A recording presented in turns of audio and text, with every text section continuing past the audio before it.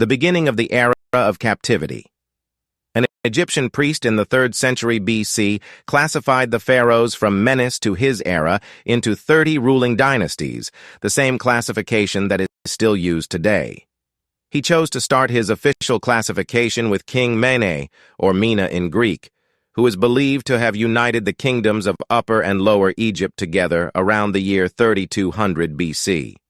The transition to a unified state occurred gradually, more so than the ancient Egyptian writers thought, and there are no contemporary records of Menes.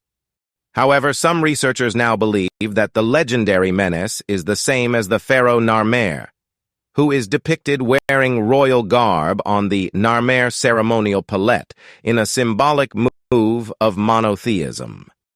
In the early dynasty around 3150 BC, the first pharaoh extended his control over Lower Egypt by establishing a capital at Memphis, from which he could control the labor force and agriculture of the fertile Delta region, as well as control of trade going to the Levant. The power and influence of the pharaohs at that time was reflected in the status of their tombs and structures, which were used to celebrate the pharaoh after his death.